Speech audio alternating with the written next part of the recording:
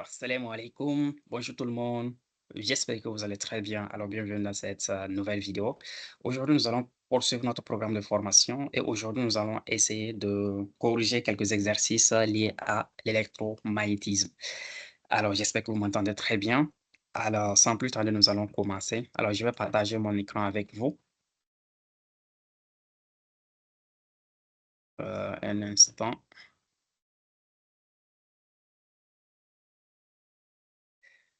D'accord, je vais partager mon écran avec vous maintenant. Alors, j'espère que vous voyez. Donc, sans plus tarder, nous allons essayer de commencer par cet exercice.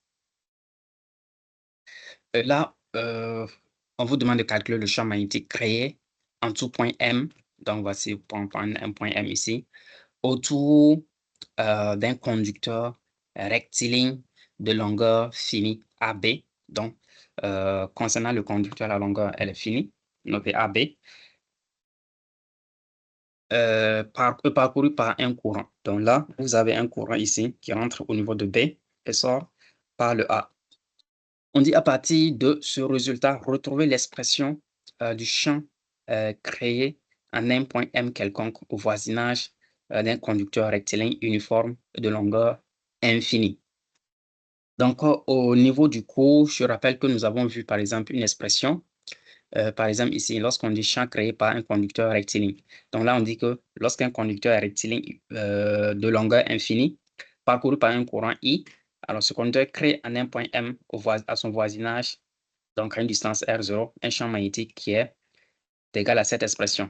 Donc, dans cet exercice, nous allons ici en fait de retrouver par exemple cette expression qu'ils ont trouvée à ce niveau. Donc, c'est ça, retrouver l'expression du champ créé en un point M quelconque au voisinage d'un conducteur rectiligne uniforme de longueur infinie. Donc, on suppose que M appartient à l'axe OXY. Donc, voici le point M ici. Vous avez l'axe OX, OY. O appartenant à l'axe Z. Donc, vous avez ici l'origine en fait qui appartient à l'axe Z qui porte le conducteur. Mais attention, le point O n'est pas le milieu du conducteur. Ici, en fait, on dit que le point O n'est pas le milieu de ce conducteur. Nous allons essayer de voir ça après. Qu'est-ce que cela signifie en fait? Qu'est-ce que cela va entraîner comme conséquence? Par exemple, si le point O était le milieu du conducteur AB et le point O n'est pas le milieu du conducteur AB, qu'est-ce que cela en fait va induire? On dit on posera OM, c'est-à-dire la distance OM est égale à R0, et on choisit de repérer le point M en hauteur par rapport au conducteur par deux angles. Donc, vous avez ici alpha 1, alpha 2. Donc, conformément au schéma sur lesquels on peut voir l'orientation de ces angles. Donc, alpha 1, puisque ici c'est orienté vers le bas, c'est négatif. Et alpha 2, en fait, orienté vers le haut, c'est positif. Donc, l'objectif de cet exercice est de trouver, en fait, d'abord le champ magnétique créé par ce fil de longueur AB, donc en un point M quelconque à ce niveau. Donc, comme je vous l'ai dit toujours, lorsque vous avez un exercice, que ce soit concernant le champ électrostatique ou bien le champ électromagnétisme, donc la première des choses, donc on va d'abord essayer en fait de refaire le schéma. Concernant le schéma, vous avez ici, je fais d'abord le plan. Donc, vous avez ici ce plan. Après cela, vous avez le conducteur AB.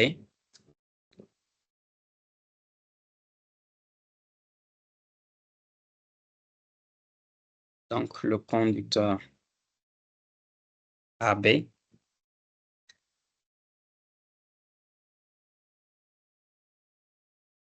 Donc là, par exemple, je note A. Et en bas, je note B. Donc là, je peux mettre, par exemple, le point O à ce niveau, l'origine. Un axe maintenant, vous avez l'axe.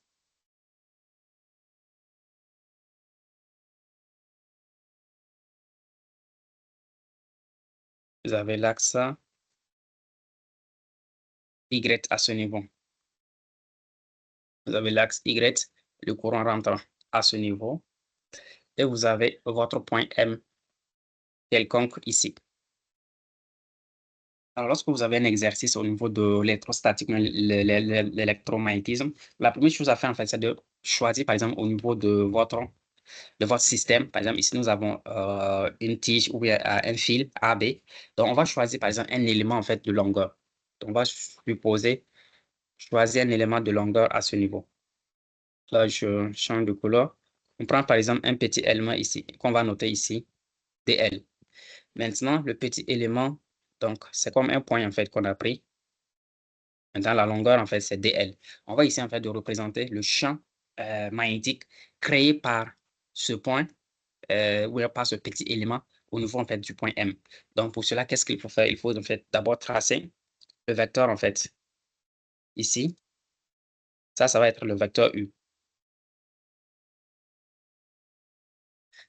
Donc, après, vous avez le courant qui est orienté, par exemple, dans le sens ici. Vous avez le courant qui est orienté dans ce sens. Donc, là, directement, en fait, on va revoir, en fait, la formule du champ magnétique créé par un élément, parcouru par le courant. Donc, vous avez au niveau du cours la formule C. Donc, concernant en fait, la loi de Biot et Savart, on dit lorsqu'un conducteur filiforme, donc un fil qui est parcouru en fait par un courant, donc ce dernier en fait crée en un point M quelconque de l'espace un champ magnétique qui est égal à cette expression. Donc, on va écrire d'abord en fait l'expression du champ magnétique créé par le petit élément. Donc, c'est nu0 sur 4pi I dl vectoriel U sur R carré. Donc, vous avez l'expression du champ B. Donc là, pour le petit élément, il va créer dB qui est égal à nu0 sur 4pi. Après, vous avez I, ça c'est le courant I, dl vectoriel, le vecteur U, divisé en fait par R au carré. Donc, voici en fait l'expression du champ magnétique qui va être créé par ce petit élément. Maintenant, vous voyez que le champ magnétique ici, il est obtenu en fait par ici un vectoriel. C'est-à-dire en fait le sens, on peut obtenir le sens du champ magnétique à ce niveau par le produit vectoriel en fait des deux vecteurs. Vous avez ici le courant qui est ici, qui est orienté vers le haut, et vous avez également le U en fait qui est orienté dans ce sens. Donc là, vous pouvez utiliser soit la règle du bonhomme, ou la règle d'Ampère, ou bien vous pouvez directement utiliser en fait la règle par exemple du produit vectoriel pour obtenir en fait le sens du champ B. Donc concernant par exemple la règle concernant le produit vectoriel. Donc ici, par exemple, vous avez le premier vecteur qui est orienté dans ce sens. Donc verticalement, vous avez un vecteur ici, ça c'est I, par exemple le courant. Vous avez également le second, le U en fait qui est orienté dans ce sens. Vous avez le U qui est orienté dans ce sens. Maintenant, si on fait le produit vectoriel, donc vous avez en fait ici, vous avez donc si on prend I, ce axe vectoriel U, on va obtenir en fait ce axe à ce niveau. Donc, on aura cet axe, c'est-à-dire en fait le champ magnétique va être orienté dans cette direction. Donc là, il va être orienté par exemple, vous avez ici le vecteur U, donc vous avez ici le vecteur I, c'est-à-dire il va être orienté dans cette direction, le champ B à ce niveau. Maintenant, on peut décider en fait de le représenter puisque ce qui nous intéresse, c'est le champ B au point M. Donc, on peut dire en fait qu'au point M, il va être orienté également dans cette direction. Donc, on peut dire que le champ B va être orienté en fait dans cette direction à ce niveau. Donc, j'espère qu'à ce niveau, c'est clair. Maintenant, ici, en fait, on vous précise que, c'est-à-dire que on n'a pas en fait la symétrie à ce niveau. Donc, je reviens au niveau de l'exercice. On dit en fait que, attention, le point O n'est pas le milieu du conducteur. Par exemple, si le point O était en fait le milieu du conducteur, donc d'abord, je vais essayer de prendre un élément, par exemple, ici. Si je prends encore un autre élément, par exemple ici, un petit élément, DL. Cet élément, en fait, qu'est-ce qu'il va faire? Il va faire la même chose à ce niveau. Il va essayer en fait de créer au point M également un champ magnétique. Donc, vous avez également le courant qui est orienté dans ce sens.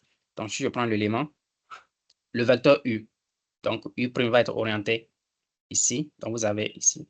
Donc, le vecteur U va être orienté dans ce sens. Donc, ainsi, en fait, le champ, on va essayer de voir quelle sera en fait, la direction du champ magnétique créé par ce petit élément. Donc, on aura quoi ici? Lorsque vous prenez, par exemple, le courant vectoriel, donc vectoriel U. Donc, le courant vectoriel U. Donc, là, en fait, on va directement avoir un champ en fait, qui aurait été orienté vers le bas à ce niveau. Donc, vous avez ici, ou bien vous essayez en fait de tourner, par exemple, dans ce sens. Donc, vous allez avoir un courant, un champ magnétique qui va être orienté vers le bas à ce niveau. Qui va être orienté vers le bas à ce niveau. Et là, directement, on peut essayer en fait de représenter ce champ magnétique au point M ici. Donc, on peut dire par exemple que le champ magnétique aura par exemple ce sens. Donc, ça va être parallèle à ce que nous avons trouvé ici. Le champ magnétique B. Et là, en fait, si le haut, en fait, était le centre du conducteur, était le milieu, en fait, du conducteur, on pourrait dire, en fait, que, par exemple, ce champ B que nous venons de trouver, il a une composante suivant l'axe, cet axe, également une autre composante suivant cet axe. Également, ce que nous avions trouvé en haut, ici, ce champ B également aura une composante suivant cet axe, également une autre composante suivant cet axe. Donc, on pourrait dire, en fait, que les composantes suivant la verticale vont s'annuler. Donc, il ne va rester en fait que des composants suivant l'horizontale. Mais puisque le haut, en fait, n'est pas l'origine, c'est-à-dire l'origine n'est pas le centre de la tige, c'est-à-dire, en fait, on ne peut pas, en fait, annuler. On ne peut pas annuler. On ne peut pas dire, en fait, que les composantes verticales vont s'annuler. Parce que cette partie, en fait, cette partie, par exemple, supposons que cette partie est plus grande, c'est-à-dire, en fait, il y aura, par exemple, sa composante suivant Y va être beaucoup plus importante que la composante, en fait, suivant Y de la partie qui est en bas. Donc, c'est-à-dire, en fait, il ne va pas s'annuler. Maintenant, si le haut était le centre, il y aura en fait un équilibre entre, par exemple, la partie d'en haut va être équilibrée avec la partie d'en bas. Donc, je suppose, par exemple, pour que vous puissiez mieux comprendre, je prends par exemple ici, un élément, par exemple, ici, une tige encore AB. Donc, je suppose en ce moment que vous avez le centre ici, le centre O, qui est comme ça. Donc, voici le centre. Donc, supposons que je prends, par exemple, cette partie de la tige, elle crée un champ qui est orienté, par exemple, dans ce sens. Elle crée un champ qui est orienté dans ce sens, un champ B. Maintenant, ce champ B aura en fait une composante suivant la verticale, une composante suivant l'horizontale. Et on suppose également que la partie d'en bas va créer par exemple un champ qui va être orienté dans ce sens. Donc, il aura une composante suivant la verticale et une composante suivant l'horizontale. Donc là, on remarque que ici, puisqu'en fait, ils sont de sens opposé, donc ils vont s'annuler. Pourquoi? Parce que ici, vous avez en fait, le système, il est bien équilibré, c'est-à-dire la partie d'en haut est égale à en fait la partie d'en bas. Donc, en ce moment, en fait, les composants suivant la verticale, puisqu'ils sont opposés, ils vont s'annuler. Là, directement, on va dire qu'en fait, que le champ magnétique va être seulement suivant l'horizontale. Mais dans notre cas ici, ce n'est pas le cas. Ici, en fait, vous avez une tige. Je refais le cas, par exemple. Vous avez une tige AB, A, donc AB, ou par exemple, vous avez l'axe, en fait, il passe par exemple ici. L'axe, il passe ici.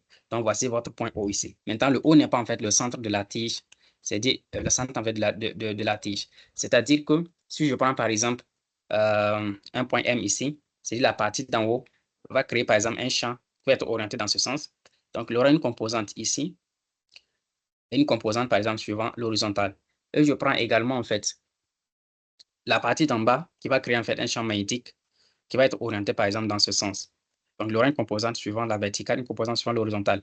Mais puisque cette partie d'en bas, elle est très petite, c'est-à-dire en fait, ces deux, en fait, la composante verticale ne pourra pas s'annuler parce que la composante verticale de la partie d'en bas est inférieure en fait à la composante verticale en fait de la partie d'en haut. Donc, c'est-à-dire en fait, il n'y aura pas en fait, ils vont pas s'annuler. Donc, c'est notre cas ici. Dans l'exercice, bien sûr, ils ont précisé que faites attention, ici, le haut n'est pas en fait le milieu du conducteur. C'est-à-dire que ici, le haut n'est pas le milieu du conducteur AB. Donc, on ne peut pas dire ici que la composante suivante, la verticale, les composantes suivantes, en fait, la verticale vont s'annuler et qu'il y a en fait une composante suivante l'horizontale. Donc là, on ne peut pas dire ça. Donc, après avoir mis au clair, en fait, ce petit point, on va essayer en fait de continuer avec l'exercice.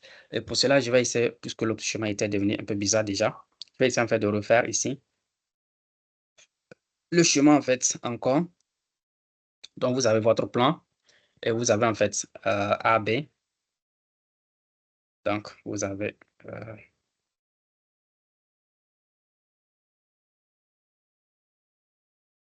vous avez par exemple le point B et en bas, par exemple, vous avez le point A. Donc, je suppose que ici, par exemple, c'est le O. Donc, vous avez ici l'axe Y, si je ne me trompe pas. On prend un point M ici. Donc, pour cela, il faut toujours en fait prendre un élément. Donc, on va travailler avec un élément, DL. Là, on va ici en fait donc le courant, il sort par exemple dans ce sens. On avait déjà vu parce que le courant, il rentre ici. Donc, il va sortir ici. Maintenant, si le courant, il sort dans ce sens, donc on va d'abord tracer la droite de l'élément en fait jusqu'au point M. Va être cette droite. Et maintenant, le vecteur ici, ça va être le vecteur U, vecteur unitaire. Maintenant, comme nous l'avons vu en fait dans la formule, vous avez le champ magnétique créé par ce petit élément va être égal à nu0 sur 4 pi multiplié par I dl vectoriel vecteur U. Donc, le tout en fait divisé par R au carré. Donc là je note R, la distance entre l'élément en fait et le point M. Alors, voici ceci. Maintenant, l'orientation en fait du champ, ben, on a vu en fait, soit en utilisant la loi en fait du théorème d'Ampère, soit en utilisant en fait le théorème d'Ampère, ou bien qu'on appelle encore la loi en fait du bonhomme, c'est-à-dire vous allez placer un homme à ce niveau sur le fil, de telle sorte qu'en fait que le courant entre par ses pieds et sort par la tête. Maintenant, l'observateur doit regarder le point M, donc le champ magnétique va directement en fait, être orienté vers sa gauche, donc ça va être dans ce sens. Ou bien vous pouvez utiliser par exemple le produit vectoriel. On sait que le sens du champ magnétique va être donné par le produit vectoriel ici. Donc, vous avez le premier vecteur qui est orienté suivant la verticale, ça c'est IDL. Donc, le deuxième vecteur qui est orienté ici, ça c'est le vecteur U. Donc, si vous faites le produit vectoriel des deux vecteurs, vous allez obtenir en fait un troisième vecteur qui est orienté dans ce sens. Donc, ça c'est notre champ magnétique ici. Donc, notre champ magnétique va être orienté dans ce sens ici, le dB. Donc, ce qui nous intéresse, c'est le champ magnétique au point M. Donc, on va dire qu'au point M, en fait, il est orienté dans ce sens. Donc, ça, c'est dB. Donc, maintenant, une fois que c'est clair, on va essayer maintenant de trouver, en fait, ce champ magnétique à ce niveau. Maintenant, pour ce champ magnétique, donc on va d'abord calculer ce terme. Et pour cela, en fait, il faut essayer de trouver d'abord le DL. Il faut ensuite trouver, en fait, le vecteur U. Et après, le R au carré. Donc là, pour cela, on va supposer que on va appeler par exemple cette partie, l'angle ici, on va appeler l'angle alpha. Donc si on appelle alpha, et également on appelle là où en fait se trouve notre élément, par exemple de AB, c'est une longueur. Donc on va supposer entre O, notre petit élément en fait. Donc ça, c'est une distance L en fait. Donc le L en fait, c'est une variable. Donc on peut dire que ça par exemple, c'est L.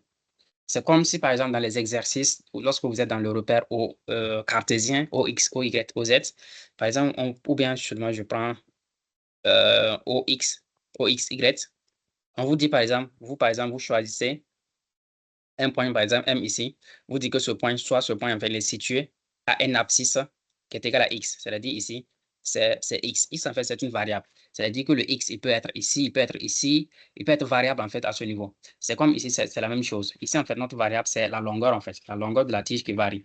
Donc, on a dit, par exemple, qu'on prend un petit élément ici et on suppose que ce petit élément, en fait, se trouve à une longueur petit L, en fait, de l'origine O ici. Maintenant, ce qui va nous intéresser, ça va être de trouver d'abord le R, ensuite le DL et le U. Donc, commençons d'abord par le DL. Donc, pour trouver en fait l'élément DL, on va essayer d'abord de trouver le L ici. Donc, là, dans l'exercice également, on vous précise que la distance, on vous dit en fait que ici, on posera OM est égal à R0.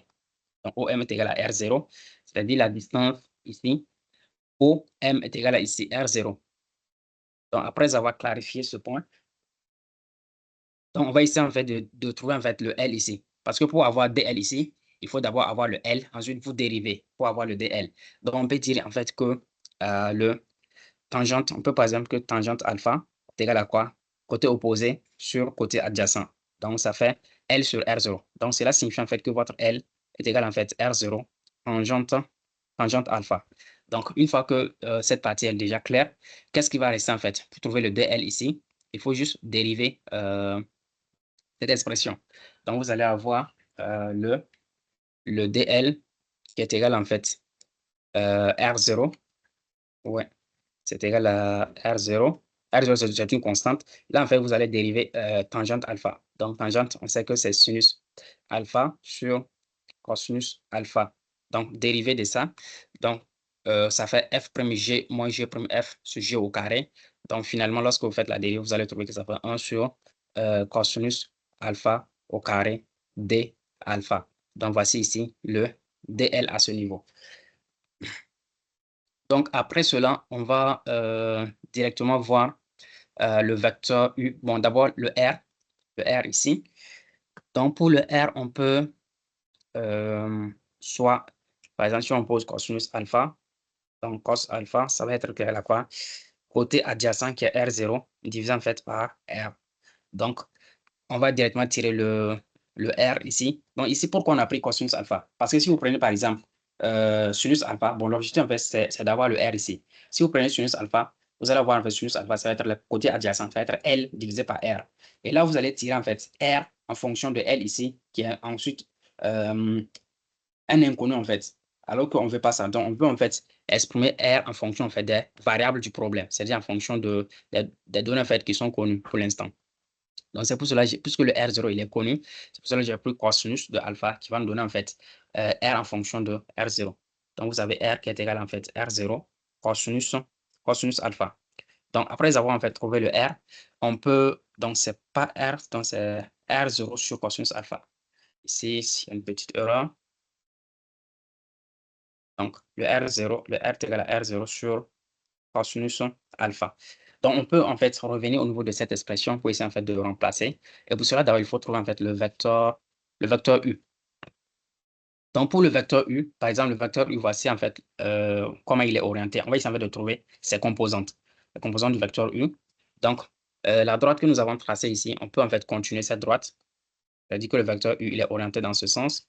Donc, on avait dit en fait que cet angle, c'est alpha. Donc, vous avez ici, l'angle ici, c'est alpha. Donc, là aussi, c'est alpha. Maintenant, la composante de U suivant Y et suivant cet axe. Maintenant, cet axe, c'est l'axe Z, je pense. On revient au niveau du problème. Là, c'est l'axe Z. Là, c'est l'axe Y. Donc, vous avez ici. Donc, ici, c'est l'axe Z. Là, c'est l'axe Z. Et là, par exemple, c'est l'axe Y. Donc, on va essayer en fait de trouver les composantes du vecteur U suivant en fait ces deux axes. Donc, là, par exemple, on peut projeter en fait sur l'axe Y et projeter en fait sur l'axe Z. Par exemple, là, vous allez vous rendre compte que le vecteur U, suivant le X, on n'a pas une composante suivant X parce qu'il est dans le repère Z, Y. Suivant le X, on va mettre 0. Et suivant maintenant le Y. Donc là, par exemple, lorsque vous prenez cosinus alpha, donc vous allez avoir la composante suivant Y. Donc on peut dire que c'est cosinus alpha suivant Y. Et suivant le Z, en fait, ça va être, donc côté opposé, ça va être moins sinus alpha. Donc, pourquoi le moins? Parce qu'en fait, il se trouve ici. Voici la composante ici. Voici la composante en fait suivant le Z ici. Donc, il se trouve en fait dans le sens contraire parce que le Z est orienté vers le haut et la composante de U suivant Z, en fait, il est orienté vers le bas ici. Il est dans ce sens. Donc, c'est pour cela qu'on a mis le sinus à ce niveau. Maintenant, après ça, là, vous avez le I de L. Par exemple, le I, il est orienté en fait dans le sens de Z. C'est-à-dire le I, il est orienté dans le sens de Z. C'est-à-dire il aura une composante seulement uniquement suivant le Z. Donc, on va essayer en fait de réécrire, par exemple, cette expression en bas. Donc, le DB, donc on avait dit que c'est nu 0 sur 4 pi. Donc, après cela, vous avez IDL. Bon, avant d'avoir décrit ça, on va écrire 1 sur R au carré.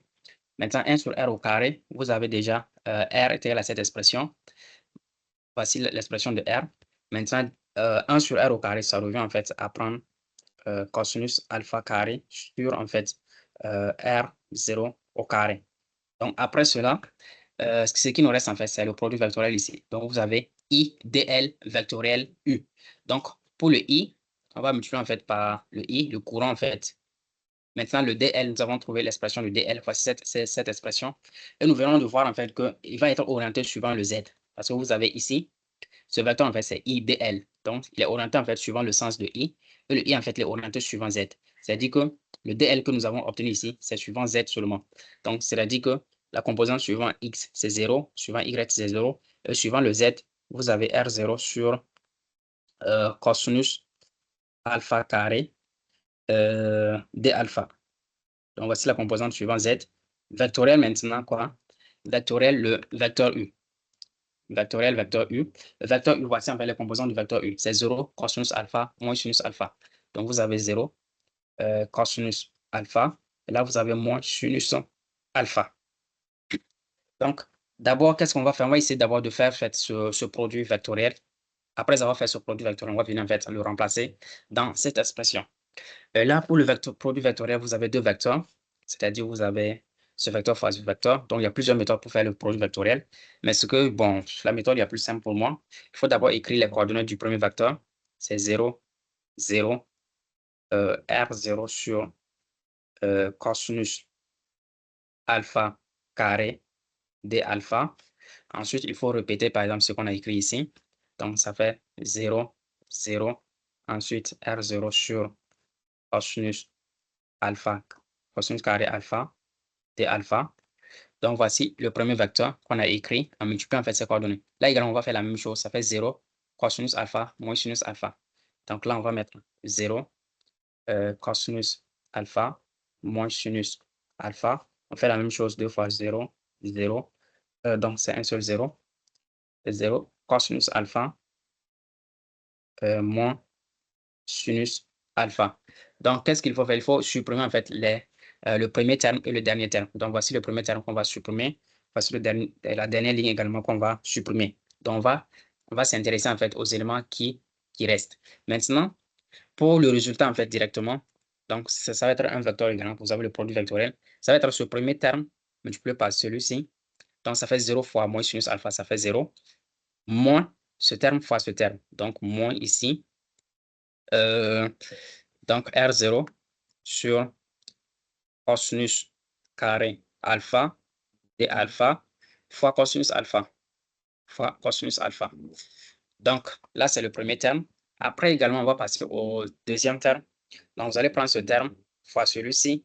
Donc, ça, c'est la couleur rouge. Donc, pour le deuxième terme, ça va être celui-ci fois ça fois 0, ça fait 0, moins 0 fois ça, donc ça fait 0 également. Et pour le dernier terme, ça va être juste celui-ci fois 0, moins 0 également fois 0. Donc là, également, on va obtenir 0. Donc là, on obtient que une composante suivant le x, une composante suivant le premier terme, le x ici. Donc là, on revient dans cette expression. On peut dire en fait que le champ va être égal à cette expression. Donc vous avez le dB, le champ magnétique, qui va être égal à nu0 sur 4 pi i. Après, vous avez ici cosinus alpha carré sur R0 carré, cosinus alpha carré sur R0 au carré, multiplié maintenant par en fait le terme qu'on a trouvé à ce niveau. Donc, vous avez ici, dans cette expression, vous avez ainsi moins. Donc, le moins, on peut le mettre ici. Ensuite, vous avez R0 sur cosinus carré alpha, cosinus carré alpha. Après, vous avez d alpha cosinus alpha, d alpha cosinus alpha. Et on voit en fait qu'il est orienté seulement, il a une composante suivant le x, donc on peut dire en fait il est orienté suivant x. Donc on peut mettre ici, donc ou bien petit i en fait, pour dire en fait le vecteur unitaire suivant x. Donc voici ce que nous avons obtenu à ce niveau. Là c'est OK. Maintenant on va essayer en fait de simplifier par exemple cette expression. Donc on va essayer en fait de simplifier cette expression. Donc, pour la simplification en fait, de l'expression, vous avez ici R0 sur R0 carré, c'est-à-dire le carré vont partir. Carré ici va partir. Vous avez cosinus alpha sur cosinus alpha carré. Donc là également, il va partir. Et ce qu'il va rester, ça va être le champ dB est égal en fait nu0 sur 4 pi. donc j'ai oublié le signe moins, fois le courant, multiplié en fait par cosinus alpha d alpha. Donc voici l'expression simplifiée en fait du champ que nous avons obtenu ici, le champ magnétique. Maintenant, pour obtenir en fait le champ magnétique total créé en fait, parce que nous avons pris ici, pour l'instant, nous avons pris en fait un petit élément de la ligne et nous avons essayé de trouver en fait son champ magnétique ici dB. Donc pour obtenir en fait le champ magnétique total de tout en fait, le fil ici, il faut intégrer en fait sur toute la longueur du fil. Et lorsque vous revenez au niveau de l'exercice, on vous dit en fait que j'ai dit pardon, le fil ici, il est compris en fait entre deux alpha. Par exemple, il est compris entre alpha 1 et alpha 2. C'est-à-dire, intégrer entre toute la longueur AB revient en fait à intégrer entre deux angles, entre alpha 1 et alpha 2. Donc, c'est ce que nous allons essayer de faire. On va intégrer entre alpha 1 et alpha 2. Et là, lorsqu'on revient ici, c'est-à-dire que le champ magnétique B va être ici, B va être égal à l'intégrale de cette expression, nu0 sur 4 pi fois I fois cosinus alpha d alpha. Et là, on va intégrer entre alpha 1 et alpha 2. Alors, une fois que ça c'est OK, on va essayer de faire sortir les constantes de l'intégrale. Donc, vous allez avoir moins nu0 sur en fait 4 pi multiplié par le courant I. Et après cela, il va rester seulement l'intégrale de alpha 1, alpha 2, de cosinus alpha d alpha. Donc, voici ça, c'est le champ B à ce niveau. Maintenant, une fois que c'est bon, on va en fait essayer d'intégrer ça. Bon, continuer l'intégration, c'est nu0 I sur 4 pi. L'intégrale maintenant, l'intégrale de, bon, l'intégrale, la primitive de cosinus alpha, ça va être sinus alpha. Et là, vous avez alpha 2, alpha 1. Donc là, directement, on obtient un résultat ce qui est nu0 fois I sur en fait le 4 pi facteur de sinus alpha 2 moins en fait sinus alpha 1. Donc voici le résultat final de notre champ B créé en fait par l'élément que nous avons. Maintenant, voici, nous avons répondu à la question. Et la question suivante, ça va être quoi déjà? Donc, on vous dit ici, détermine le champ magnétique créé en un point M. Ça, c'est déjà fait. À partir de ce résultat, retrouvez l'expression du champ créé en un point M quelconque au voisinage d'un conducteur rectiligne uniforme de longueur infinie. Maintenant, pour répondre à cette dernière question, on dit en fait, on exige que la longueur soit infinie. C'est-à-dire que notre fil AB ici, on va supposer maintenant que ce fil a une longueur qui tend vers l'infini. Maintenant, qu'est-ce que cela va induire en fait? Qu'est-ce que cela va changer dans notre problème? Par exemple, ici, on a travaillé d'abord pour le cas en fait où la longueur AB en fait, elle est finie. Maintenant, dans le cas où vous avez en fait une longueur qui est infinie, alors qu'est-ce qu'on va avoir? Ici, d'abord, remarquez que ici, lorsque la longueur est infinie, c'est-à-dire ici, c'est pas en fait l'extrémité. L'extrémité va être, par exemple, vers le bas, ici, par exemple. Et là, vous remarquez, supposons que vous avez déjà le fil, en fait, dans l'extrémité. Supposons que l'extrémité, par exemple, se trouve à quelque part ici d'abord. Ici, d'abord, c'est petit. Donc, je prends d'abord ici. Supposons que l'extrémité se trouve ici. Donc, ici, alpha 1 va être cet angle. Alpha 1 va être l'angle ici. Maintenant, vous voyez que alpha, en fait, il a augmenté. Maintenant, supposons que l'extrémité également, l'extrémité, en fait, se trouve ici. Donc, alpha 1 va être égal à cet angle également. Donc, alpha 1 va être égal à cet angle. Donc, vous voyez également que alpha 1, lui, il a augmenté aussi. Ensuite, si on suppose que l'extrémité, par exemple, se trouve ici, donc alpha 1 aussi va augmenter. Donc, au final, en fait, on dirait que alpha 1, il tend vers un angle, en fait, de, par exemple, cet angle. Lorsqu'en fait, on augmente au fur et à mesure, c'est-à-dire lorsqu'on augmente au fur et à mesure la longueur du fil, vous voyez en fait que l'alpha 1, il tend en fait vers moins 90 degrés. Donc, il tend en fait vers moins pi sur 2. Donc, pourquoi moins? Parce qu'en fait, on se trouve en bas. Donc, c'est à ce niveau. C'est-à-dire, considérer que le fil AB, il est infini, cela revient en fait à prendre alpha 1 est égal à moins pi sur 2. Maintenant, concernant le alpha 2, ça va être la même chose. Donc, supposons que l'extrémité maintenant du fil, partie supérieure, par exemple, se trouve, par exemple, ici. Qu'est-ce qu'on va avoir? L'angle alpha 2 donc, va être ici d'abord, va être ici. Donc, voici alpha 2. Donc, si on augmente toujours la longueur du fil, donc supposons que par maintenant l'extrémité du fil se trouve ici. Maintenant, le alpha 2 en fait va être égal à l'angle ici. Donc, ça va être jusqu'à ici. Donc, voici votre alpha, alpha 2. Donc, vous remarquez par exemple que cet angle, il tend presque en fait vers 90 degrés. Donc, il tend presque vers pi sur 2. Donc, considérez que vous avez un conducteur rectiligne de longueur infinie. Cela revient à prendre par exemple alpha 1 est égal à moins pi sur 2 et alpha 2 en fait est égal à pi sur 2. Donc, c'est ce que nous allons faire juste simplement. Donc, on va maintenant remplacer alpha 1, donc dans le résultat ici. Donc, alpha 1 est égal à moins pi sur 2. Et en fait, alpha 2, pi sur 2 est égal à alpha 2. Donc là, qu'est-ce qu'on va obtenir? On aura en fait sinus de pi sur 2, ça fait déjà 1. Donc, vous allez avoir ici moins nu 0 fois i sur 4 pi facteur de sinus alpha 0. Donc, sinus de pi, ça fait 1. Et là, vous avez moins sinus de moins pi sur 2. Donc, sinus, en fait, c'est une fonction qui est impaire, c'est-à-dire vous avez sinus de moins a est égal, en fait, sinus de la moins sinus de a. Donc, directement, vous avez même sinus de moins pi, ça fait moins 1. Sinus de moins pi sur 2, ça fait moins 1. Donc, moins 1, en fait, avec ce moins, ça va être plus. Donc, vous allez avoir ici le champ B qui va être égal en fait moins nu 0 i sur 4 pi multiplié en fait par, parce que vous allez voir 1 plus 1, ça va être 2. Donc finalement, vous allez avoir un champ B qui est égal en fait nu 0 fois i, donc il y a bien sûr le 6 moins, sur en fait 4 sur 4 pi. Donc voici l'expression en fait qu'on obtient. Et on avait démontré en fait que ça c'est suivant donc le champ B vecteur ici par exemple, c'est suivant le x. Donc, on avait trouvé en fait que c'est suivant le vecteur i.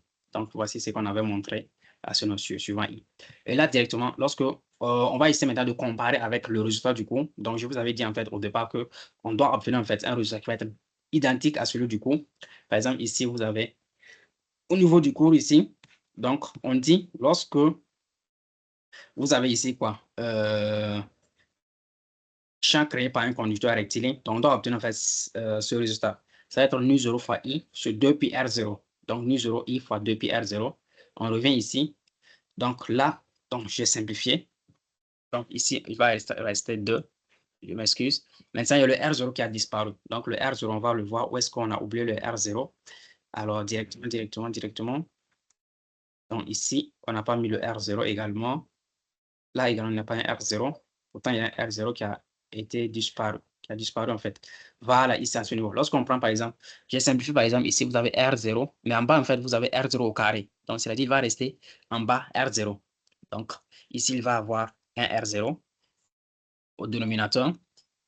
Donc, là, il va avoir un 0, R0, directement, ainsi de suite, R0. Donc, faites attention souvent. Donc, ce sont ces petits erreurs qui font souvent perdre les points. Donc, R0. Et au final, on va avoir R0 ici. Donc, R0 ici. Et le R0 à ce niveau. Donc, vous voyez en fait qu'on obtient en fait le même résultat que celui en fait du cours ici, qui est nu 0 fois i sur 2 pi r0. Donc, vous avez ici nu 0 i sur 2 pi r0. Ici, en fait, on a un signe moins tout simplement parce que, bon, ça dépend en fait de l'orientation du courant. Lorsque le courant est orienté vers le haut ou bien vers le bas, donc ça dépend de tous ces paramètres. Donc, voici.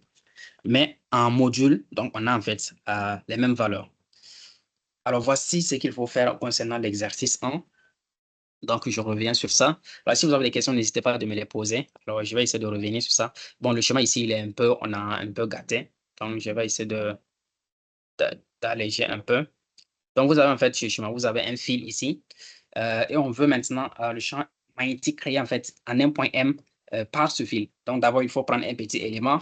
Et c'est en fait de représenter le champ magnétique créé par ce petit élément, par exemple, au point M. Et après, il faut essayer de voir est-ce qu'il n'y a pas en fait possibilité en fait de symétrie. Est-ce qu'il n'y a pas possibilité que certains termes en fait du champ B s'annulent.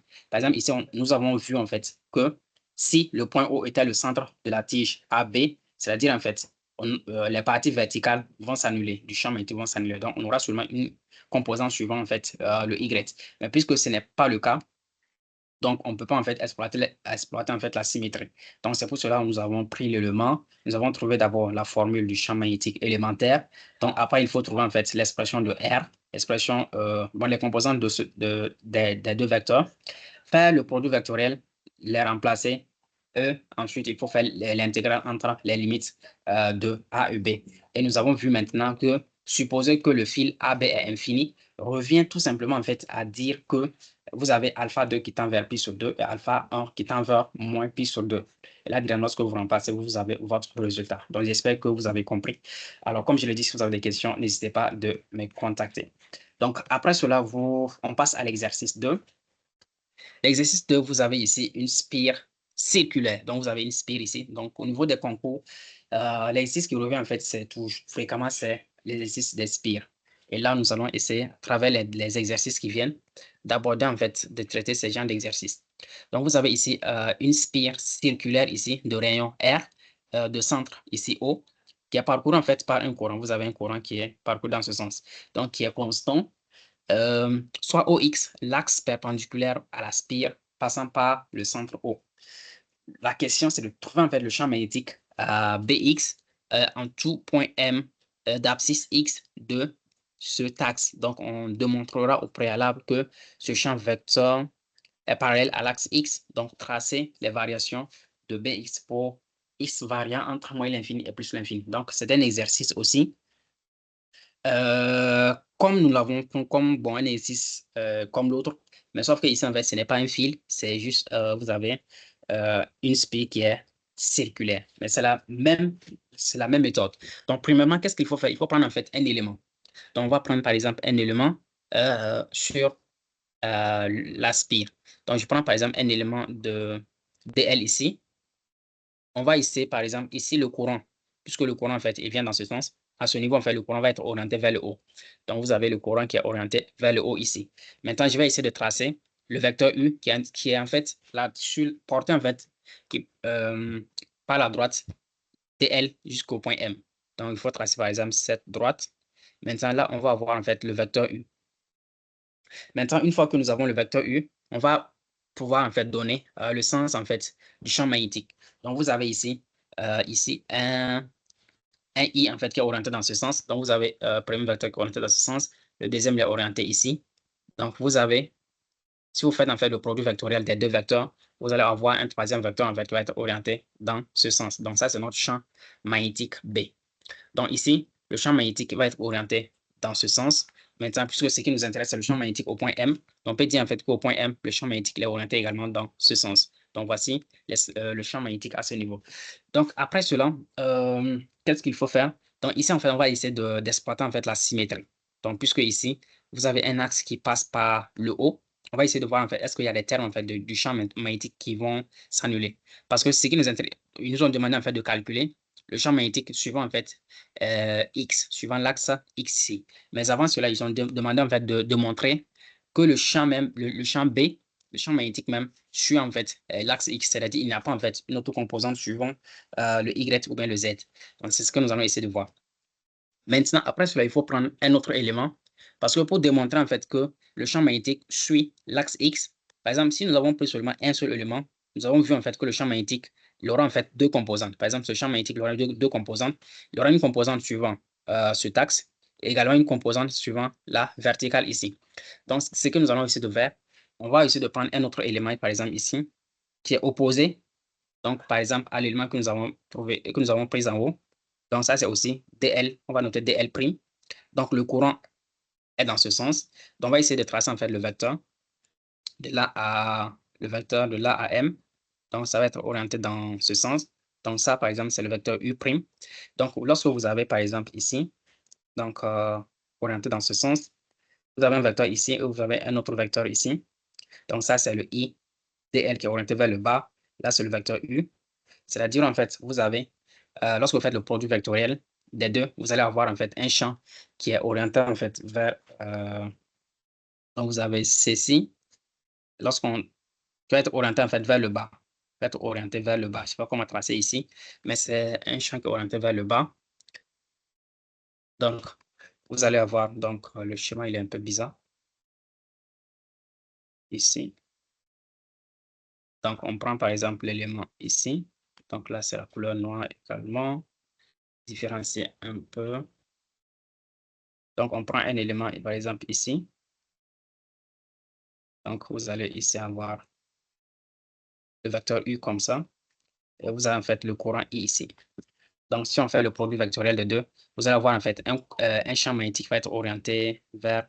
Donc, c'est un peu difficile en fait de le représenter en 3D, mais il va être orienté quelque chose vers le bas comme ça, par exemple. Il va être orienté au point M par cette direction, DB.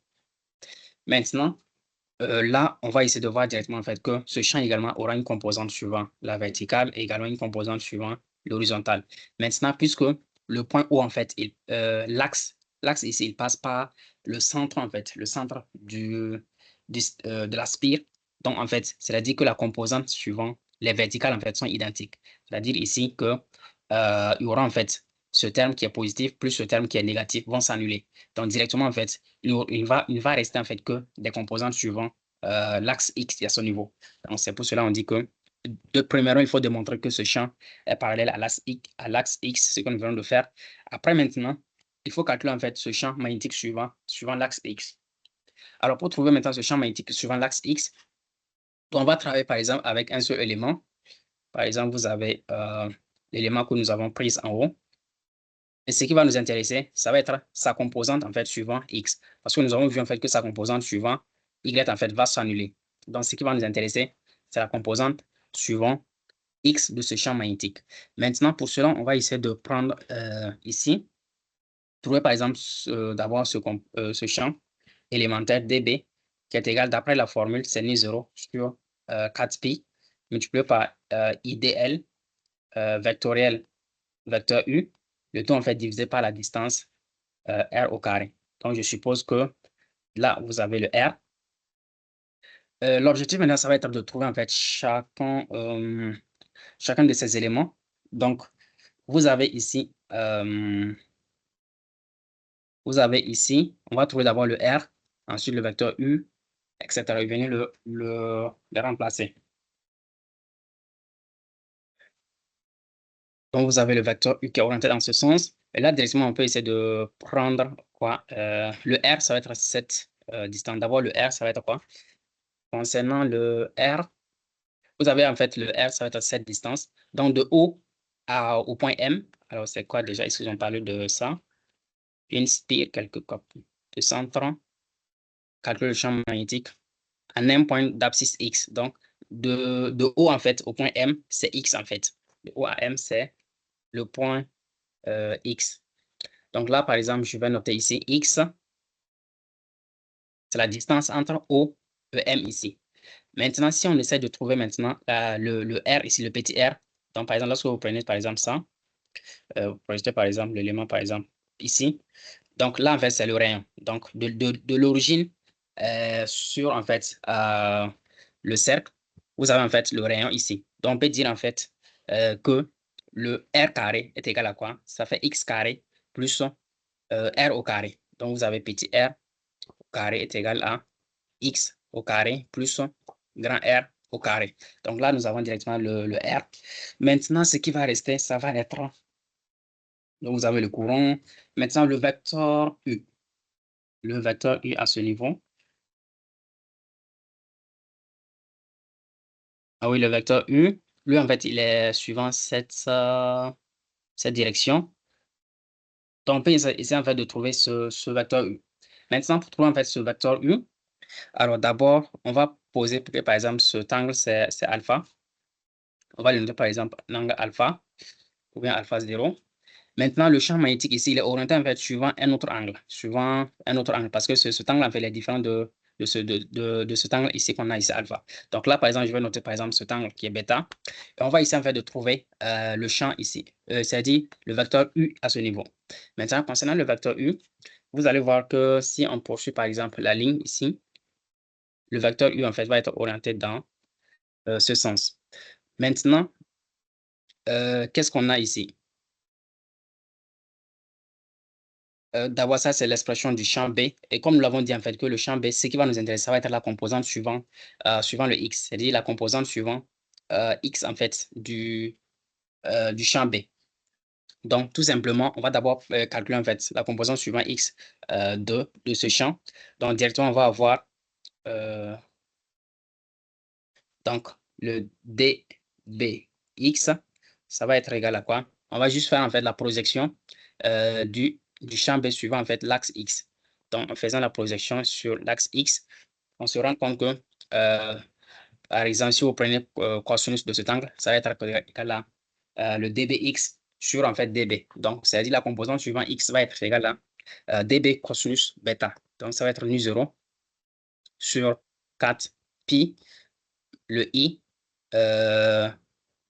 en fait, multiplié par dl, en fait, dl sur r au carré. Et là, en fait, la composante suivant x sur, en fait, le vecteur x ici. Donc, ça va être suivant, en fait, ici, l'axe x qui est, en fait, pour le truc, l'unité, ou bien c'est, ouais, vecteur unitaire, enfin, on va noter i ici. Alors, est-ce que vous avez compris ce passage? C'est-à-dire, en fait, vous avez, en fait, le champ B ici. Voici l'expression du champ B. Donc, j'espère que cette partie, c'est clair. Maintenant, ce qui nous intéresse ici, le champ B, en fait, il a une composante normalement suivant X, suivant Y, ou bien suivant Z, ou bien une composante, en fait, suivant ces deux axes, ou bien entre X, Y, etc. Donc, le champ B, en fait, donc, notez que doit avoir, par exemple, une composante peut-être suivant X, Y et Z. Maintenant, ce qui nous intéresse ici, c'est seulement, en fait, la composante suivant le X. Maintenant, pour prendre la composante suivant le X, donc, on va prendre, par exemple, l'expression de ça, je peux, en fait, par cosinus de θ. Donc là, je n'ai pas mis le cosinus de θ. Donc, on va multiplier en fait par cosinus, ici, l'angle que j'ai noté ici, c'est bêta. Donc, cosinus bêta, en fait, suivant le x directement. Donc, au lieu de faire, par exemple, ce produit vectoriel, en fait, on va prendre du temps pour faire ce produit vectoriel, puisqu'on sait directement, en fait, que c'est suivant x. Alors, on multiplie directement, en fait, on prend la composante suivant x qui est égale à cette expression. Alors, c'est ça à ce niveau. Maintenant, après cela, qu'est-ce qu'il faut faire? Donc, il faut maintenant, parce que le bêta avec cosinus bêta, bon, le bêta, c'est nous, en fait, qui avons intégré l'angle. Donc, il faut, en fait, essayer d'exprimer, en fait, le bêta en fonction des données du problème. Donc, pour cela, on va essayer d'exprimer le bêta. Et là, directement, qu'est-ce qu'on peut observer? Donc, d'abord, en fait, nous savons que le champ magnétique B, il a été obtenu par un produit vectoriel, c'est-à-dire DL vectoriel U. Je prends toujours un exemple. Lorsque vous avez, par exemple, lorsqu'on se retrouve dans le repère cartésien, vous avez X, Y, par exemple, Z. Donc, vous avez en fait, chaque vecteur, en fait, c'est le produit vectoriel en fait, de l'autre. Par exemple, vous avez le X ici. Pour obtenir X, il faut prendre le Y vectoriel Z. Donc, pour trouver le suivant, si on prend Z vectoriel X, on va trouver Y. Si on prend X vectoriel Y, on va trouver Z. Alors que ici, tout, en fait, les vecteurs ici sont perpendiculaires. Par exemple, le X est perpendiculaire à Y, Y aussi est perpendiculaire à Z, etc. C'est-à-dire ici, si on prend un vecteur ici, champ magnétique, qui a été obtenu par un produit vectoriel de deux vecteurs, c'est-à-dire, en fait, les trois vecteurs sont perpendiculaires. C'est-à-dire, le champ magnétique est perpendiculaire à IDL, il est perpendiculaire à U, etc. C'est-à-dire ici, ce champ magnétique ici, DB, il est perpendiculaire en fait à U ici. Maintenant, là, vous avez ici alpha. Donc là, on avait noté ici cet angle alpha. C'est-à-dire, si nous prenons l'angle alpha, c'est-à-dire cet angle alpha, plus le bêta ici, on doit obtenir en fait 90 degrés. Plus bêta, ça fait en fait un angle de 90 degrés. Et là, on peut dire que le bêta est égal en fait pi sur 2 moins alpha. Donc, là, on revient ici. On va remplacer en fait bêta par cette expression. Donc, on aura cosinus de bêta. Ça va être égal à cosinus de cette expression. Donc, pour cela, vous avez cosinus de bêta est égal en fait cosinus de pi sur 2 moins alpha. Donc, là, directement, ça vous donne, vous pouvez développer, hein, sinon on va obtenir sinus. Vous avez cosinus A moins B. Donc, ça va être cosinus A, cosinus B. Donc, ça va être cosinus A, cosinus B.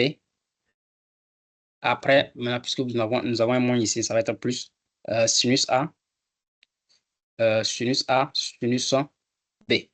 Donc, voici le développement. Et vous avez cosinus de pi sur 2, ça va être 0, c'est-à-dire tout ce terme, ça va être 0. Vous avez sinus pi sur 2 qui est égal à 1, donc il va rester ici sinus alpha.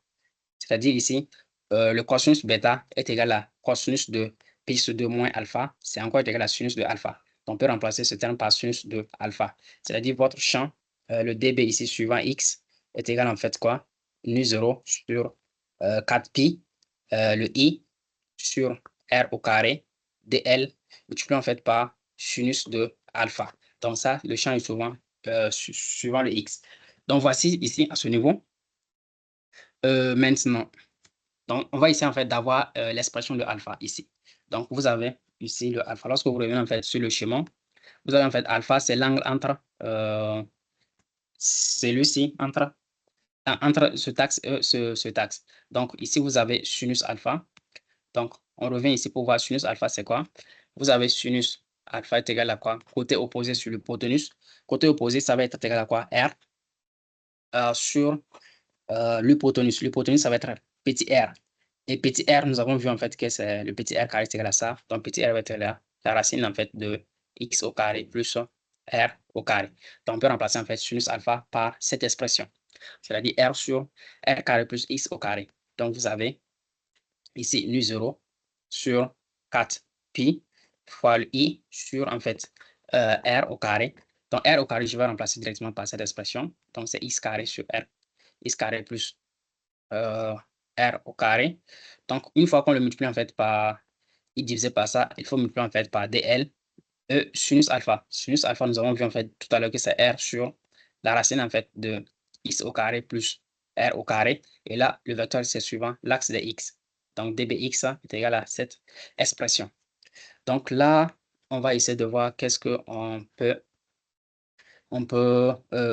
simplifier davantage. Ça va être nu 0 fois i sur en fait 4 pi.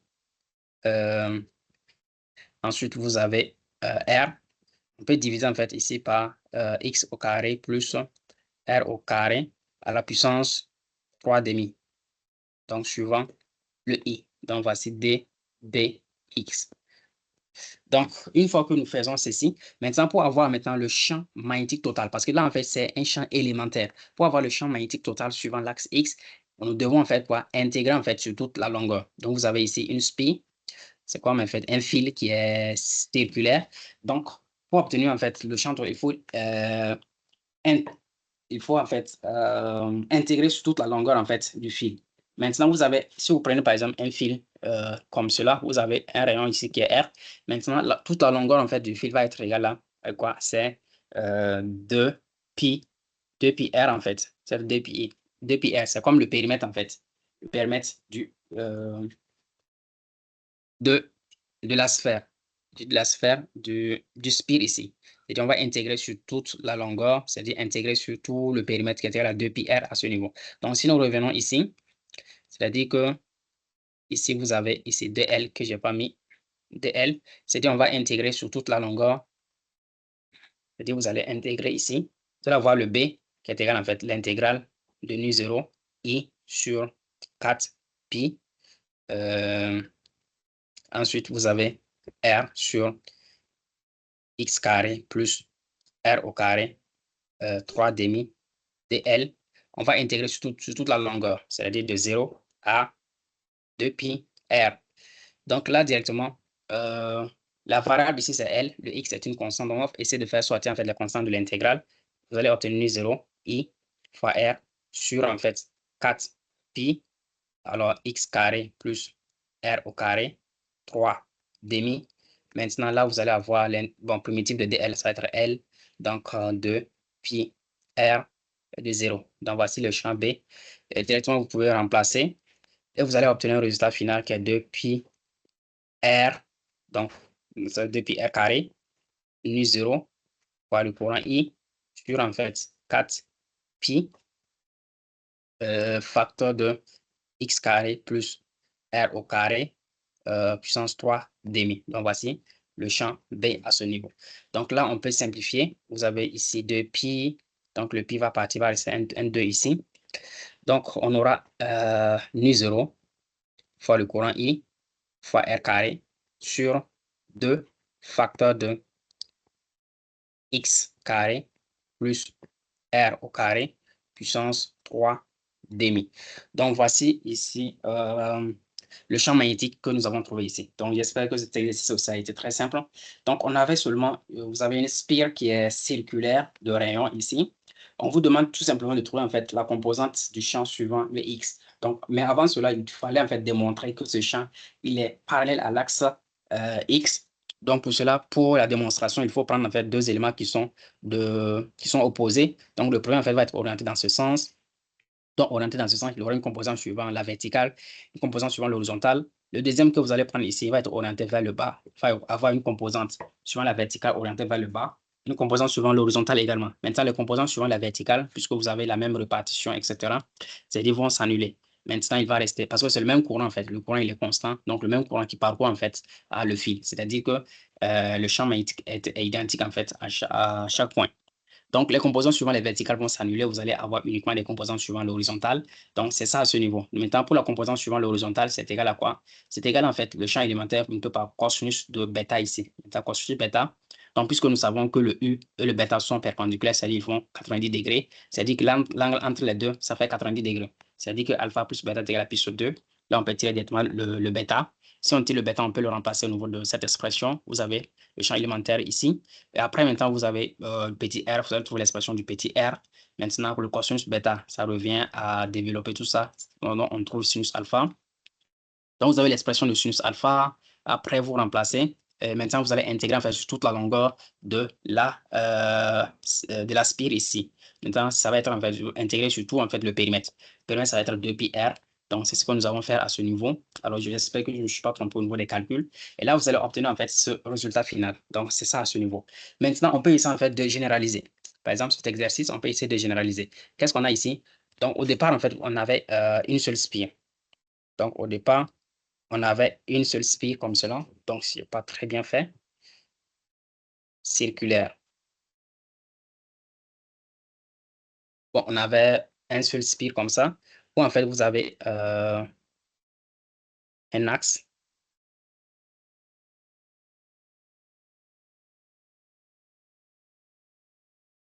Donc, voici ici l'axe de la spire.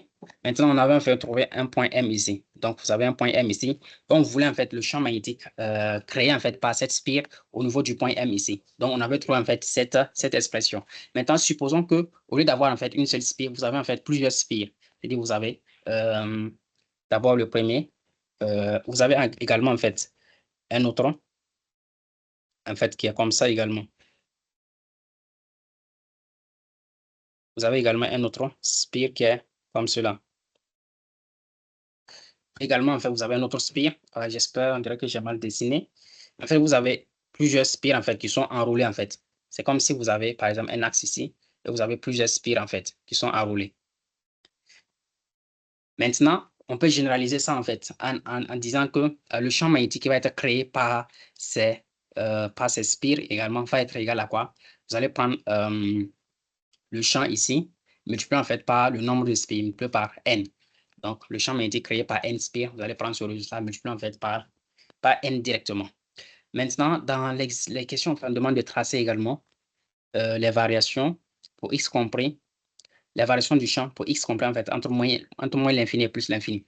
Donc là, nous avons obtenu ce résultat.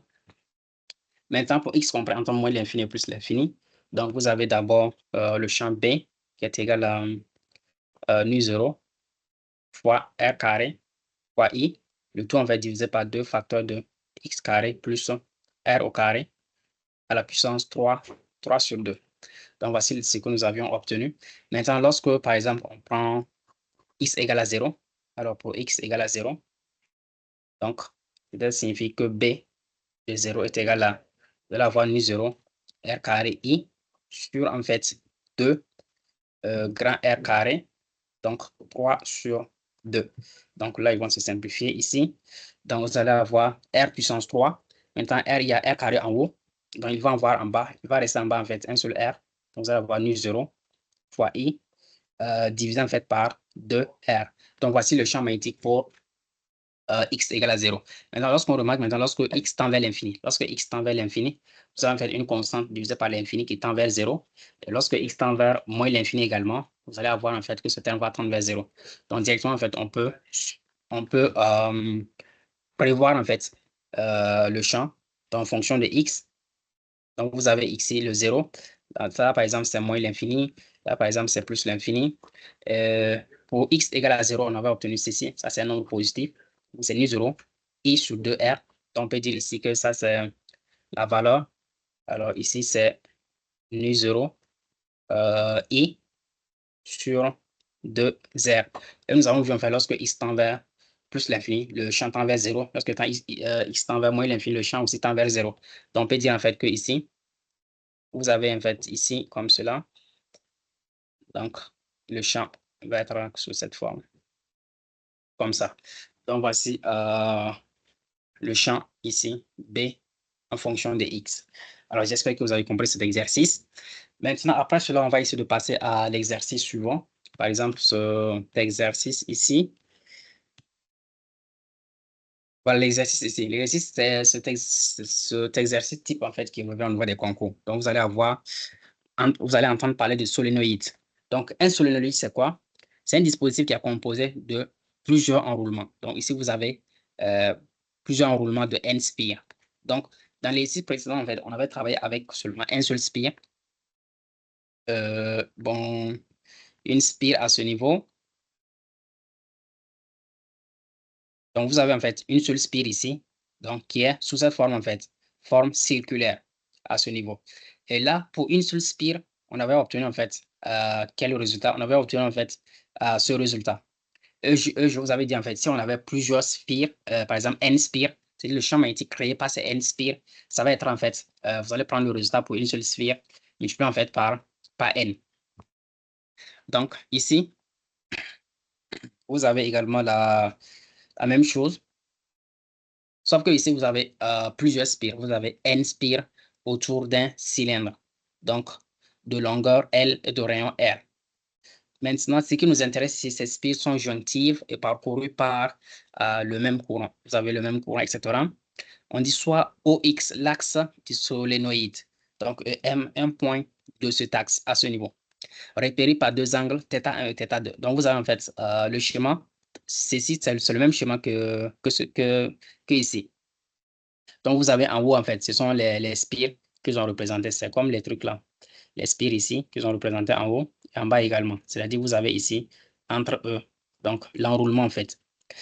Ce qui nous intéresse ici, on note n est égal à petit n est égal à grand N sur L, le nombre de spires par unité de longueur.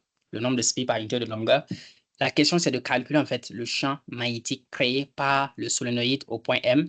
Donc, en faisant tendre θ1 et θ2 vers deux valeurs limites appropriées, calculer le champ magnétique le long de l'axe d'un solénoïde infiniment long.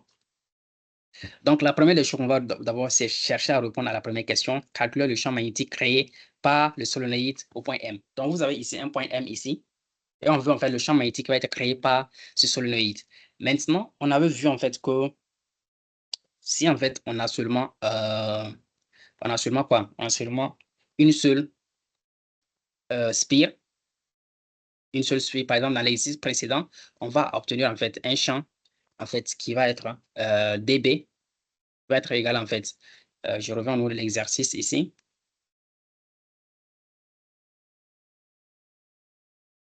Donc, on obtient en fait un champ B qui est égal à cette expression. Donc, on va directement prendre cette expression qui est égale en fait nu 0 I R carré sur cette expression. Donc, c'est nu 0 I R carré. Donc là, c'est le champ magnétique créé par une seule spire. Donc, vous avez B qui est égal en fait nu 0 I R carré divisé par 2 facteurs de x au carré plus R au carré puissance 3 demi. Donc, voici le champ magnétique qui va être créé par un seul solénoïde. Maintenant, ici, nous avons en fait, par une seule spire. Ici, nous avons en fait plusieurs spires ici. Donc, vous avez plusieurs spires. Maintenant, qu'est-ce qu'on va faire maintenant? On dit ici, on note x, on note n ici est égal à grand N sur sur grand L, le nombre de spires par unité de longueur. Donc là, en fait, qu'est-ce qu'on va faire? On va essayer de prendre un petit élément. Donc, on va essayer de prendre un petit élément, par exemple, ici. Un petit élément de longueur qu'on va noter, par exemple, ici. Par exemple, si je reviens ici, c'est mieux de le faire à ce niveau. Donc, ici, en fait, vous avez un truc qui sont beaucoup, le nombre de spires qui sont nombreux. On va essayer de prendre, par exemple, un petit élément ici. Je dis un petit élément. Donc, la distance, par exemple, ou bien la distance que l'on par exemple, petit élément, c'est dx, etc. Maintenant, comme je vous ai expliqué en fait, dans l'exercice précédent, lorsqu'en fait, vous avez plusieurs solénoïdes, c'est-à-dire si on veut en fait, le champ magnétique va être créé par cet ensemble de solénoïdes, ça va être le champ magnétique que nous avons trouvé ici, multiplié en fait par le nombre de solénoïdes. Maintenant, ici, on dit soit petit n, grand N sur L, le nombre de spires par unité de longueur. Donc, ça, c'est le nombre de spires par une unité de longueur. Donc, si nous avons ici une distance qui est égale à dx, on peut avoir le nombre de spires au niveau de ce petit élément. Donc, le nombre de spires au niveau de ce petit élément donc, va être égal à grand N est égal à, bon, je ne sais pas grand N, parce qu'il y a déjà un grand N ici. Le nombre de spires au niveau de ce petit élément va être égal à petit n multiplié en fait par dx. Parce que petit n, c'est le nombre de spires par une unité de longueur. Donc ici, nous avons pris un petit élément dont la longueur c'est dx, c'est-à-dire le nombre de spires au niveau de cet élément, ça va être n multiplié par, en fait, par dx. Maintenant, cela signifie que le champ magnétique en fait, qui va être créé par ce petit élément va être simplement l'expression que nous avons trouvée en haut. Ça, c'est nu 0 r carré fois i sur 2 facteurs de r carré plus x au carré puissance 3 demi, on va multiplier directement par n dx directement. Ça c'est le champ magnétique qui va être créé par ce petit élément à ce niveau. Maintenant, ici, on va adapter en fait ces résultats en fait aux données de notre problème. Parce que pour ce problème, vous avez θ1, vous avez θ2, etc. Donc, on va adapter, c'est ça, ces valeurs en fait aux données en fait du problème. Donc, si nous prenons par exemple un élément ici qu'on avait noté dx, donc vous avez en fait ici le point M, il est à ce niveau. Donc, vous avez en fait ici la distance ici. Donc, vous avez de là à là, vous avez le point M. Donc, on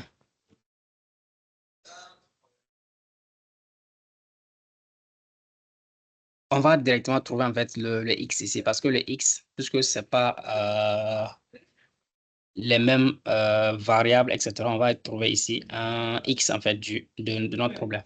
Donc là, vous avez en fait de là à là, si on projette ceci, ici.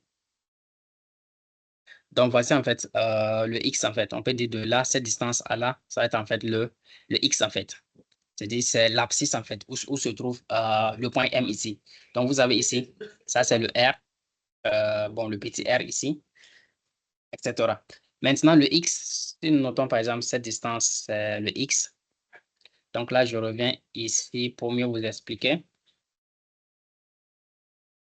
Un instant. Donc, ce document.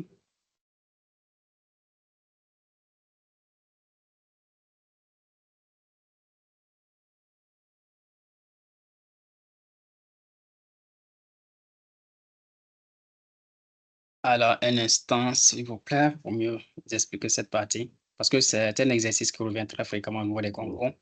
On doit prendre beaucoup de temps pour mieux vous expliquer. D'accord.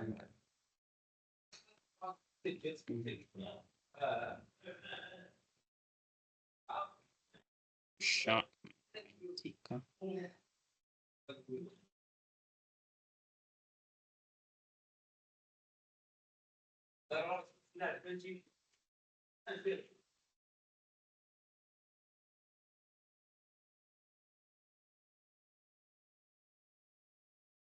Voilà, voici l'exercice en question. Donc là, en fait, qu'est-ce qu'on va prendre? On va prendre en fait un petit élément à ce niveau. on va noter par exemple, bon, le nombre de spi qui va contenir en fait le petit élément, ça va être ndx, comme nous l'avons vu. Maintenant, le ndx va être situé en fait à une distance ici qu'on va noter ptx. Maintenant, l'objectif, on va essayer de trouver en fait ce ptx, etc. Donc là, directement, on revient ici. Comme je l'ai dit, en fait, la distance de là, en fait, de là à là, on va le noter x. On va en fait le remplacer ici. Maintenant, pour le x, ça va être égal à quoi? Donc, si on pose, par exemple, ici, vous avez ici un angle θ. Bon, là, on va supposer que là, de là à là, c'est un angle θ. Et là, vous avez directement tangente x. Si on pose tangente θ, plutôt, ça va être égal à côté opposé, qui est égal à cette distance de là à là. Ça va être r, c'est-à-dire le rayon, divisé en fait par côté adjacent, qui est égal à le x ici, à ce niveau. Donc, puisque c'est le x qui nous intéresse, le x, en fait, on va dire que c'est r sur tangente θ. Donc, ici, dans l'expression ici, on va venir ici remplacer x par cette expression. Et vous avez également dx ici, en fait. Dx qu'on va essayer, en fait, de trouver, en fait, son expression. Donc, dx, ça va être la dérivée simplement de cette expression. Donc, vous avez x qui est égal à r sur tangente θ. Or, tangente θ, on sait que c'est sinus sur cosinus. Donc, on peut dire que le x, c'est r multiplié en fait par cosinus θ sur en fait sinus θ. Ça, c'est le x. Maintenant, pour avoir le dx, il faut dériver par exemple cette expression. Donc, le r est une constante. Maintenant, la dérivée par exemple de cosinus θ sur sinus θ prime. Donc, ça va être égal à r. Donc, c'est f prime g. Donc, si on dérive le cosinus, on trouve directement moins sinus sinus θ fois le sinus θ qui est en bas, donc c'est sinus carré θ. Maintenant, moins g prime f. Donc, si on dérive moins sinus θ, ça va être cosinus θ. Maintenant, cosinus fois le cosinus, ça va être cosinus carré θ sur en fait le sinus carré en fait de θ. Donc, directement, vous allez avoir ici, vous avez moins, on peut mettre le moins en facteur. Vous allez avoir moins r. Maintenant, sinus carré plus cosinus carré, ça fait 1. Donc, ça fait r moins r sur sinus carré θ, et là vous avez dθ. Donc voici ici le dx que nous avons obtenu ici. Donc le dx que nous avons ici, on va essayer en fait de l'injecter à ce niveau et remplacer le x par cette expression, et on va avoir en fait le champ magnétique suivant x qui va être égal à nu0 fois r carré fois i sur 2 facteur de r carré plus, donc vous avez plus x au carré, c'est r carré. Ensuite, on peut mettre r carré cosinus carré sur sinus carré. Donc, plus x carré, donc c'est r carré cosinus carré sur sinus au carré θ. Donc, tout ça à la puissance 3 demi, multiplié en fait par le n dx. Donc, dx, nous avons obtenu également le dx ici, multiplié par n, multiplié par dx qui est égal à moins r sur sinus carré θ dθ. Donc, voici l'expression de dx. Et là, on va essayer de simplifier cette expression. Vous avez ainsi moins nu0 r carré fois i fois petit n sur 2. Alors là, on peut essayer en fait de faire quoi ici? On peut essayer en fait de faire sortir ici le r carré. Donc, ici, directement, on peut dire en fait que c'est ici, vous avez r carré. Je mets d'abord ici. Donc, vous avez ici r carré, facteur de 1. Alors là, est-ce que, donc, de 1 plus cosinus carré, en fait, sur sinus carré. Donc là, c'est faisable. Donc, on va mettre puissance 3. Alors, juste en fait, c'est simple. Par exemple, ici, nous avons sinus carré θ. Et là, vous avez sinus carré θ. Donc, l'objectif, c'est de simplifier, par exemple, cette expression pour avoir, en fait, une expression qui est beaucoup plus réduite. Maintenant, ici, il y a la puissance 3 sur 2. Donc, pour la puissance 3 sur 2, on peut dire que c'est ça, la racine également. Alors, pour la simplification de cette partie, je reviens ici. Donc, vous avez cette expression. Donc, on peut faire sortir le sinus carré. Donc, ça, c'est le sinus carré qui est revenu ici. Ensuite, directement, vous avez 1 sur 1 plus, ça va être cette expression. Donc, là, on va essayer de revenir ici. Donc, par exemple, on va essayer de calculer, par exemple, cette expression. Alors, comme je viens de dire, par exemple, là, bon, pour que vous puissiez mieux comprendre, je laisse ça comme ça. Donc, on va essayer en fait, de calculer, par exemple, le terme qui est au milieu ici. Donc, le terme qui est au milieu, lorsqu'on développe, vous avez 2 en facteur. Ensuite, vous avez r carré sinus carré θ. Ensuite, vous avez plus r carré cosinus carré θ. Ça, c'est θ également. Le tout, en fait, divisé par sinus carré de θ. Donc, toute cette expression, la puissance 3 sur 2, multiplié en fait par, on a déjà pris le moins n fois i, donc multiplié par r maintenant sur sinus carré θ, dθ maintenant. Maintenant, cette expression, vous allez remarquer qu'on peut sortir r en facteur. Donc, il y aura en fait sinus carré plus cosinus carré. Donc, ça va être 1. Donc, on aura en fait moins nu 0, r carré fois i fois n, le tout divisé par 2. Donc, on peut sortir le r carré. On va laisser en fait r carré sur en fait sinus θ, sinus carré θ. Toute cette expression en fait à la puissance 3 sur 2 fois r sur sinus carré θ dθ. Donc là, ça va être simplement ici. Donc ça va être r à la puissance 3 sur sinus θ en fait à la puissance 3 également. Donc là, on va simplifier cette expression. C'est moins nu 0, r carré fois i fois n, le tout divisé par 2 fois, donc on aura r carré multiplié par 3 sur 2, le tout divisé par sinus carré θ. Bon, la puissance en fait 3 sur 2 également. Après, vous avez r sur sinus carré θ dθ. Donc, finalement, on va obtenir ici moins nu 0, r carré fois i fois n. Et là, il va rester ici à ce niveau sinus à la puissance 3. Sinus θ à la puissance 3, donc on peut le faire monter au niveau de trucs. Donc, ça va être sinus à la puissance 3 de θ. Et en bas, vous allez avoir 2 r au carré, donc 2 r à la puissance 3 plutôt. 2 r à la puissance 3.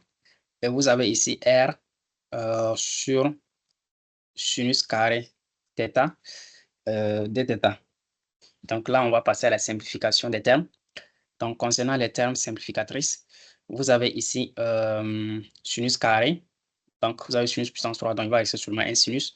Vous avez r à la puissance 3 et au numérateur, vous avez r carré. Et là, vous avez r également, ils vont partir.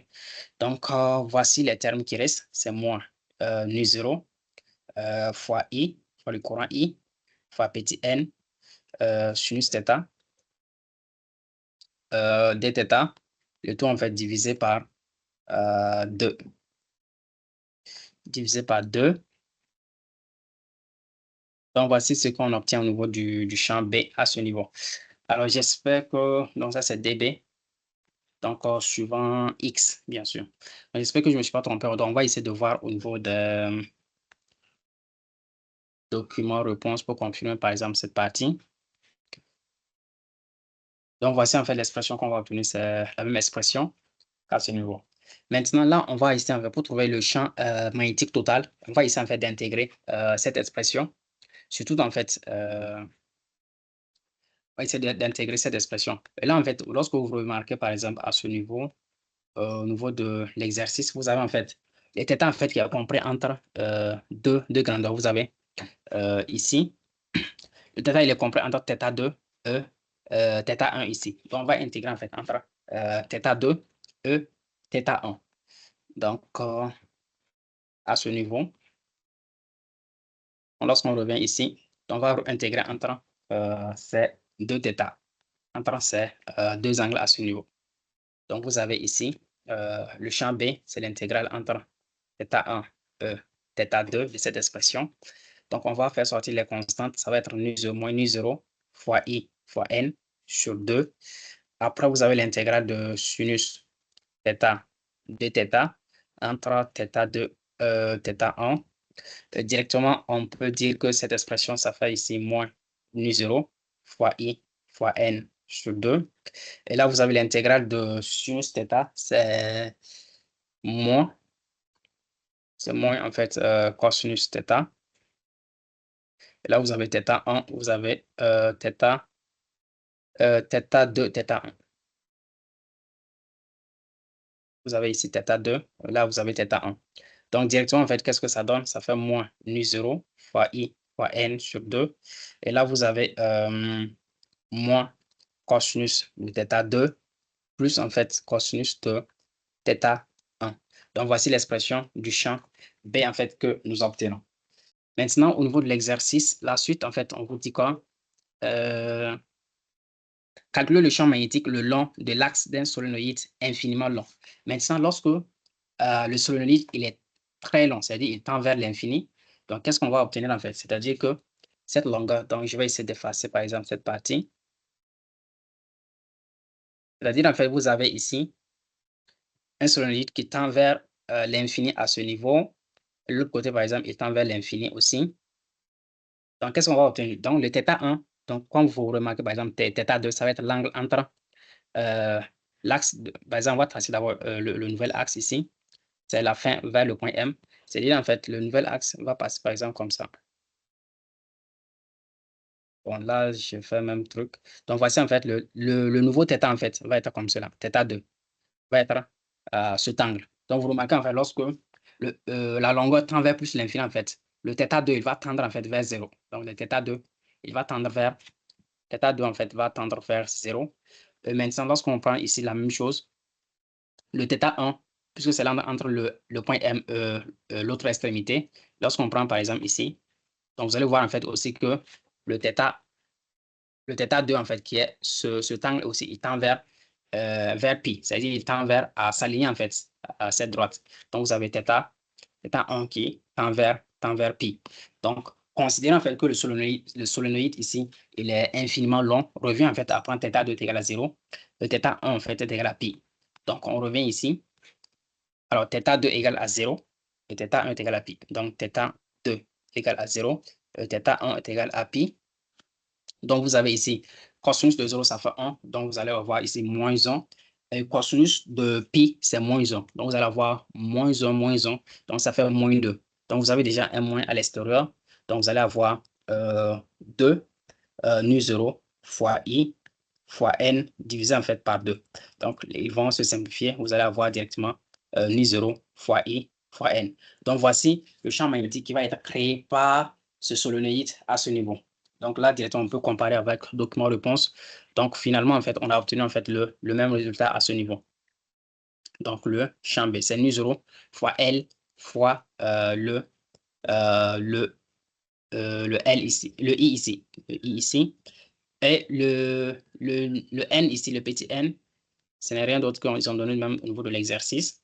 Ça va être le grand N divisé par grand L.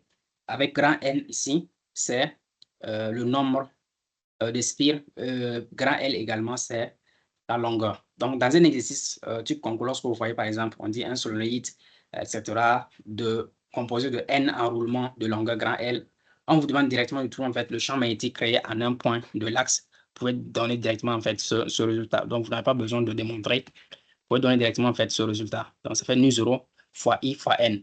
Donc, avec le n est égal à grand N en fait sur L. Donc, voici ça. Alors, j'espère que vous avez compris. Si vous avez des questions, n'hésitez pas à me poser.